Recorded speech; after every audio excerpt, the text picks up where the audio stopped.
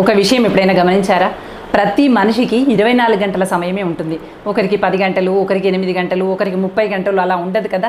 డబ్బున్న వారికి, డబ్బు లేని వారికి, ఆరోగ్యం ఉన్నవారికి, ఆరోగ్యంగా లేని వారికి, ఇలా సృష్టిలో ఉన్నటువంటి ప్రతి జీవికి 24 గంటల సమయమే ఉంటుంది. అయితే ఆ 24 గంటల సమయాన్ని ఎవ్వరు ఏ విధంగా నైపుణ్యమైనటువంటి పని గంటలుగా మార్చుకుంటున్నారు అనేటువంటి అంశాన్ని ఆధారంగా చేసుకుని వాళ్ళ జీవన ప్రగతి ఆధారపడి ఉంటుంది. మన సమయాన్ని ఎవరు దోచుకుంటున్నారు, మనం ఏ విధంగా దోపిడీకి గురి అవుతున్నాము అనేటువంటి అంశాన్ని నేటి వీడియోలో చర్చించుకుందాం. Welcome to Keerthi creatives. నేను మీ కీర్తనారెడ్డి. నీ ప్రశాంతతని దూరం చేసేటువంటిది ఏదైనా కావచ్చు. ఒక ప్రాంతానికి వెళ్ళొచ్చినప్పుడు, ఒక వ్యక్తిని కలిసి వచ్చినప్పుడు నీలో ఉన్నటువంటి ప్రశాంతత కోల్పోతున్నావు, తెలియకుండానే అశాంతికి గురి అవుతున్నావు అనుకుంటే మాత్రం అలాంటి వ్యక్తి ఎంత గొప్పవారైనా, అలాంటి సందర్భం ఎలాంటి గొప్పదైనా వెంటనే వదిలిపెట్టు.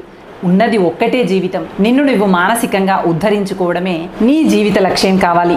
ఏ మాత్రం జీవితం పట్ల ఒక అవగాహన ఉన్నటువంటి వ్యక్తి కావచ్చు, జీవితాన్ని సమర్థవంతంగా జీవించాలి అనేటువంటి ఆలోచన కలిగినటువంటి వ్యక్తి కావచ్చు, తన సమయాన్ని ఒక పద్ధతి ప్రకారం నిర్వహించుకోవటం అనేది అలవాటుగా మార్చుకుంటారు.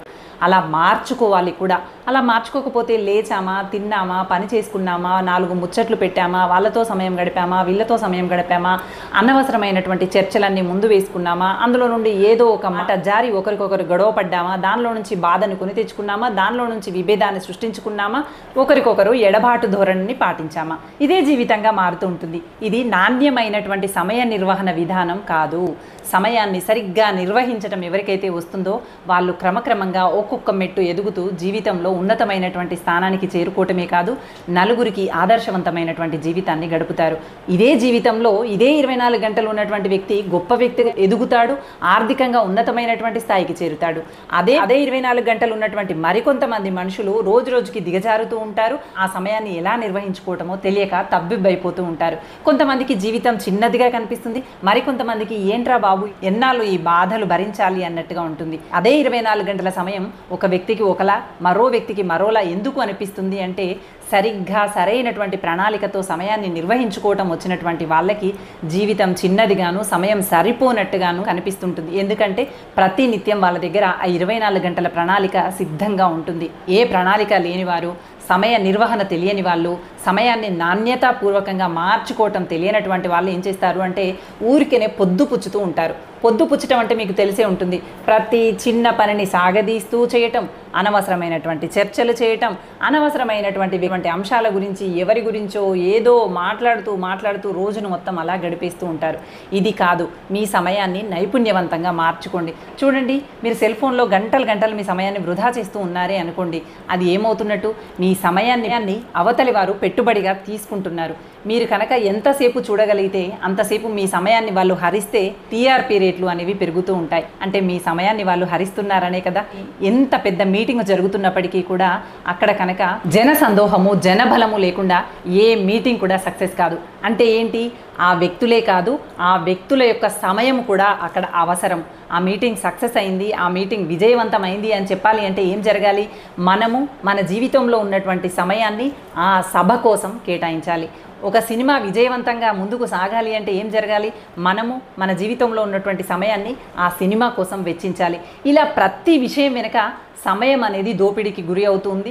ఈ సమయ దోపిడే ఎదుటివాడికి పెట్టుబడిగా మారుతుంది, ఎదుటివాడికి అధికమైనటువంటి లాభాలని తీసుకొచ్చి పెడుతుంది అనేటువంటి విషయాన్ని మర్చిపోకండి. మీరు ఎప్పుడైనా పెద్ద మాల్లోకి వెళ్ళి చూడండి, అక్కడ టైం అనేది కనిపించదు. అసలు వాచ్ అనేది మన కంటికి కనిపించకుండా చేస్తారు. ఎందుకు? మన సమయాన్ని అపహరించడమే వాళ్ళ పని.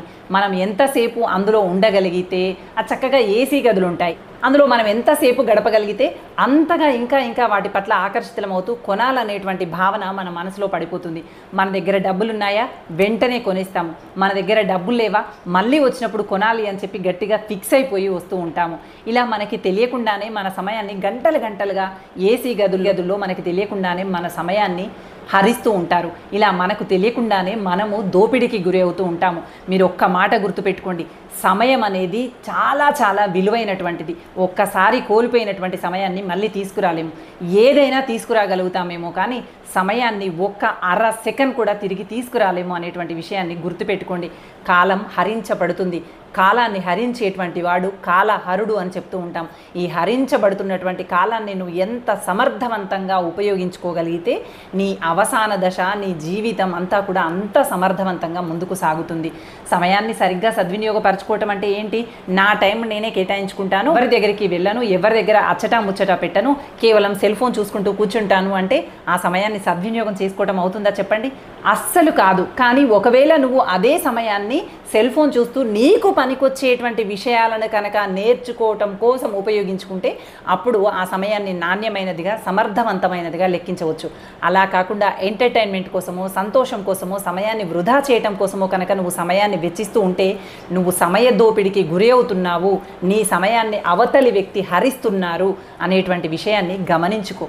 నీ సమయం విలువైనటువంటిది. నీ దగ్గర ఉన్నటువంటి సమయంలో నిద్రకి, తినడానికి, స్నానానికి, పూజకి, అత్యవసరమైనటువంటి కొన్ని అంశాలకి ఇలా అంత పోగా నీకు మిగిలేది మహా అయితే 7-8 గంటలు ఉంటుంది.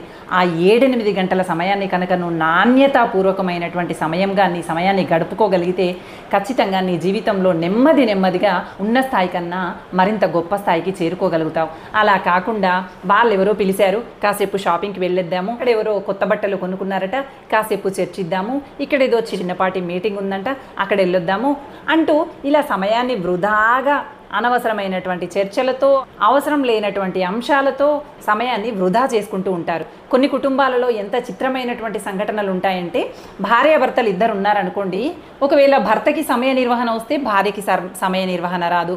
భర్త ఏమో తమ సమయాన్ని వృధాగా వెచ్చిస్తూ ఉంటాడు, ఒక ప్రణాళిక లేకుండా ఊరికే అనవసరమైనటువంటి చర్చలు చేయటము, ఏ లక్ష్యం లేకుండా ఉంది కాబట్టి ఇలా ప్రయాణాలు చేయటమన్నా, ప్రయాణించటమన్నా, బంధువుల ఇళ్లలోకి వెళ్ళటమన్నా, రావటమన్నా, ఊరికే పార్టీలు చేసుకుంటూ సరదాగా గడపడమన్నా భర్తకి బాగా నచ్చుతుంది. కానీ సమయ నిర్వహణ తెలిసినటువంటి వ్యక్తి, నైపుణ్యత పట్ల, సృజనాత్మకత పట్ల అవగాహన కలిగినటువంటి వ్యక్తి, తన సమయాన్ని తాను ఏ విధంగా సద్వినియోగం చేసుకోవాలి అనేటువంటి అవగాహన కలిగినటువంటి వ్యక్తి అయినటువంటి భార్యకేమో ఇవన్నీ నచ్చవు. అలాగని ఆమెకి, ఆ భార్యకి అందరితో కమ్యూనికేట్ అవ్వాలని లేదా? ఉంది. అందరితో గడపాలని ఉంది, అందరిపైన ప్రేమ ఉంది, అందరితో పాటు కలిసిమెలిసి సాగాలని ఉంది. మరి ప్రపంచంతో సంబంధాలు లేకుంటే ఎలాగా? సమాజంతో కలిసి ముందుకు సాగపోతే ఎలాగా? కానీ దానికంటూ ఒక లిమిట్ ఉంటుంది. పదే పార్టీలు అనుకుంటూ సమయాన్ని వృధా చేసుకుంటూ వెళితే నీ ప్రగతికి ఎప్పుడు పునాదులు వేసుకుంటావు? ఇదిగో ఇలా భర్త సమయ నిర్వహణ సరిగా రాకపోతేనేమో భార్య ఇబ్బంది పడుతుంది, భార్యలో సమయ నిర్వహణ రాకపోతే భర్త ఇబ్బంది పడుతూ ఉంటాడు. అందుకని మీరు కూర్చొని మీ సమయాన్ని, మీ కుటుంబానికి ఎంత సమయం వెచ్చించాలి, సమాజం కోసం ఎంత వెచ్చించాలి, బంధువుల కోసం ఎంత వెచ్చించాలి, స్నేహితుల కోసం ఎంత వెచ్చించాలి, మన పిల్లల కోసం ఎంత వెచ్చించాలి, వ్యక్తిగత ప్రయోజనం కోసం ఎంత వెచ్చించాలి అనేది డబ్బులు ఏ విధంగా అయితే ప్రణాళిక సిద్ధం చేసుకుంటామో మనకున్నటువంటి 24 గంటల సమయంలో వ్యక్తిగత ప్రయోజనానికి కూడా కేటాయింపు చేసుకొని సమయాన్ని కేటాయించుకోవాల్సినటువంటి అవసరం ఉంటుంది. ఇలా ఏ ప్రణాళిక లేకుండా, సమయానికి గుర్తింపు అనేది లేకుండా తెల్లారుతుంది, రాత్రి అవుతుంది, డే అంతా ఏదో నచ్చినట్టు గడిపేస్తున్నాము, తిన్నామా, తాగామా, తిరిగామా, నలుగురితో చర్చించామా, వచ్చామా అన్నట్టుగా కాకతాళీయంగా, ఉదాసీనంగా, ఏదో బోరుగా అలా సాగిపోతున్నటువంటి జీవితం కొన్నాళ్ళకి వెనక్కి తిరిగి చూసుకుంటే ఏమీ సాధించినట్టుగా కనపడదు. ఎక్కడ వేసినటువంటి గొంగలి అక్కడే ఉంటుంది. పైగా జీవితంలో ఏదో కోల్పోతున్నటువంటి భావన ఉంటుంది. అలా కాకుండా ప్రతి క్షణాన్ని ఆస్వాదిస్తూ, వర్తమానంలో జీవిస్తూ, ప్రతి క్షణం నిన్ను నువ్వే పదును పెట్టుకుంటూ, నీ సమయాన్ని నువ్వే సద్వినియోగపరుచుకుంటూ, మరింత కొత్తగా మార్పులు చేర్పులు చేసుకుంటూ, నాణ్యమైనటువంటి ప్రమాణాలతో నీ సమయాన్ని కనుక సరిగ్గా సద్వినియోగపరుచుకుంటే ఎందుకు ఎదగవు? ఎందుకు గొప్ప వ్యక్తిగా నిరూపించబడవు? ఖచ్చితంగా నిరూపించబడతావు. అలా కాకుండా నీ సమయాన్ని దోపిడీ చేసేటువంటి వాళ్ళ మధ్య కనుక నువ్వు ఉంటే, నీ సమయాన్ని అవతలి వాళ్ళు తెలియకుండానే హరించడం కనుక జరుగుతూ ఉంటే, నీకు ఎదగాలని ఎంత ఉన్నప్పటికీ కూడా ఎదుగుదల అనేది కుంటుపడుతూనే ఉంటుంది. అందుకని కాస్త కఠినంగానైనా పర్వాలేదు, కాస్త అవతలి వ్యక్తి బాధపడినా పర్వాలేదు, నా సమయం నాకు కావాలి, నా సమయాన్ని నేను నా ఎదుగుదలకు ఉపయోగించుకుంటాను అనేటువంటి విషయాన్ని బహిర్గతపరచండి. మీ సమయాన్ని మీరు సమర్థవంతంగా నిర్వహించుకునేటువంటి ప్రయత్నం చేయండి. ఈ సమయంతోనే అండి ప్రపంచంలో ఉన్నటువంటి వ్యాపారాలన్నీ జరిగేవి. మనమే కనుక సమయం కేటాయించకపోతే సినిమాలు చూసేవాళ్ళు ఎవరు? మనమే కనుక సమయం కేటాయించకపోతే పెద్ద పెద్ద షాపింగ్ మాల్స్ నడిచేది ఎలాగా? మనమే కనుక సమయం కేటాయించకపోతే అడ్వర్టైజ్మెంట్స్ చూసేవాళ్ళు ఎవరు? వాళ్ళ సమయాన్ని వాళ్ళంత చక్కగా సద్వినియోగపరచుకొని మన ముందుకు తీసుకొస్తున్నప్పుడు మన సమయాన్ని మనం దుర్వినియోగం చేసుకుని ఎందుకు అవతలి వాళ్ళకి మన సమయాన్ని ఇచ్చి దోపిడీకి గురి అవ్వాలో చెప్పండి. కొంతమంది ఊరికేనే వాళ్ళు విలువ పెరగటం కోసము, వాళ్ళేదో నాయకులని చెప్పుకోవడం కోసం ఊరికేనే పిచ్చాపాటి మీటింగులు పెడుతూ ఉంటారు.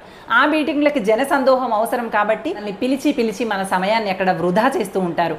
అలాంటి అంశాలకి మీరు ఎక్కువగా ప్రాధాన్యత ఇవ్వకండి. అలాగని మరి ఎవరితో కలవకూడదా, నేను రిలీఫ్ అవ్వటం కోసం సినిమా చూడకూడదా, నాకు కావాల్సినటువంటి కొత్త బట్టలు కొనుక్కోకూడదా అంటే ఖచ్చితంగా కొనుక్కోవాలి. కానీ మన సౌకర్యం మేరకు ఆ సమయాన్ని మన వ్యక్తిగత ప్రయోజనానికి నిజంగా అవసరము, అది మనకు కావాలి అనుకున్నప్పుడు 100కి 100% ఆ సమయాన్ని మీకోసం కేటాయించుకోవాలి. అలా కాకుండా ఊరికేనే టైం పాస్ కోసమో, ఎవరో షాపింగ్ వెళ్తున్నారు వాళ్ళతో వెళ్దాము, ఎవరో సినిమాకి వెళ్తున్నారు వాళ్ళతో వెళ్దాము అన్నట్టుగా కాకుండా ఒక ప్రణాళికాబద్ధంగా ఇది నాకు అవసరము, నేను దీనికోసం సమయం కేటాయించుకోవాలి. ఆ మీటింగ్కి నేను వెళ్తే నాకు నా తెలివితేటల్ని బహిర్గతపరుచుకునేటువంటి అవకాశం ఉంటుంది, లేకుంటే నాలాంటి మరో నలుగురితో పరిచయం పెరిగేటువంటి అవకాశం ఉంటుంది. అలా అనుకున్నప్పుడు మాత్రం ఖచ్చితంగా అలాంటి ప్రాంతానికి వెళ్ళేటువంటి ప్రయత్నం చేయండి. మరో నలుగురితో మీ భావనలు, మీ సృజనాత్మకత, ఆలోచన తీరుని పంచుకునేటువంటి ప్రయత్నం చేయండి. కానీ అనవసరంగా మీ సమయాన్ని వృధా చేసుకోవటం కోసమో, అసలు ఏ రకమైనటువంటి ప్రణాళిక లేనటువంటి వ్యక్తుల్లాగా, సామాన్యమైనటువంటి వ్యక్తుల్లాగా, ఇంకా చెప్పాలంటే అతి సామాన్యమైనటువంటి వ్యక్తుల్లాగా, అసలు ఆలోచన పరిజ్ఞానం లేనటువంటి వ్యక్తుల్లాగా, గొర్రెల్లాగా ఎక్కడికి పడితే అక్కడికి వెళ్తూ సమయాన్ని వృధా చేసుకోకండి. ఈ రోజుల్లో మరో ఘోరమైనటువంటి బాధ ఏంటంటే ఎక్కడికో వెళ్ళాల్సినటువంటి అవసరం లేదు, మన నడింట్లోకే వస్తుంది. మన నడింట్లోనే మనం కూర్చున్నప్పటికీ మన సమయాన్ని హరించటానికి, మన సమయాన్ని దోచుకోవటానికి సెల్ ఫోన్ రూపంలో, టీవీ రూపంలో మన సమయాన్ని హరించటానికి అస్తమానం ఇవి రెండు రెడీగా ఉంటాయి. అయితే మనం ఏమైనా తెలివి తక్కువ వాళ్ళమా? మనకేమైనా ప్రణాళికలు వేసుకోవటం రాదా? మరీ అంతగా కీలుబొమ్మలమా మనం? మనకు ప్రణాళికలు వచ్చు. మన సమయాన్ని మనం సమర్థవంతంగా ప్రణాళికబద్ధంగా నిర్వహించుకోగలం. అందుకోసమని మీరు ఏం చేస్తారు అంటే, సెల్ ఫోన్ చూసినంతసేపు ఖచ్చితంగా మీకు అవసరమయ్యేవి, మీ ఆరోగ్యానికి పనికొచ్చేయా, మీ సృజనాత్మకత శక్తికి పనికొచ్చేయా, మీ ఆర్థిక పెట్టుబడులకి పనికి వచ్చేయా, మీ ఉన్నతమైనటువంటి సంబంధాలను మరింత మెరుగుపరుచుకునేటువంటివా, ఇలా మీ వ్యక్తిగత జీవితానికి ఉపయోగపడేటువంటి అంశాలను చూడండి. దానివల్ల పరిజ్ఞానం పెరుగుతుంది. నాణ్యంగా మీ సమయాన్ని సద్వినియోగపరుచుకునేటువంటి వాళ్ళు అవుతారు. సమయాన్ని దోపిడికి గురి చేసినటువంటి వాళ్ళు కాకుండా తెలివిగా ఉపయోగించుకున్నటువంటి వాళ్ళు అవుతారు. అందుకోసమని మీ సమయాన్ని దోపిడీకి గురి చేయకండి. మీ 24 గంటలని సమర్థవంతంగా ఉపయోగించుకుంటూ ప్రతి క్షణాన్ని వజ్ర సమానంగా భావిస్తూ కాస్త ఎంటర్టైన్మెంట్గా, మానసికంగా మరింత ఉత్సాహవంతంగా తయారవటం కోసం చిన్న చితక అంశాలతో వినోద కార్యక్రమాల్లో పాల్గొన్నప్పటికీ కూడా మిగిలిన సమయాన్నైనా నాణ్యత ప్రమాణాలతో కూడినటువంటి సమయంగా ఉపయోగించుకునేటువంటి ప్రయత్నం చేయండి. ఖచ్చితంగా అద్భుతమైన, అందరినీ ఆశ్చర్యపరచగలిగేటువంటి జీవితంగా మీ జీవితం మీరు తయారవ్వగలుగుతారు. సమయం పట్ల అవగాహన లేనటువంటి వ్యక్తులుగా కాకుండా సమయాన్ని సద్వినియోగపరచుకొని సమర్థవంతంగా నిర్వహించుకోగలిగేటువంటి తెలివి కలిగినటువంటి వ్యక్తులుగా మీ రోజుని నిర్వహించుకోవాలి, ఉన్నతమైనటువంటి ఆలోచనలతో మున్ముందుకు సాగాలి అని ఆశిస్తూ thank you for watching. Bye.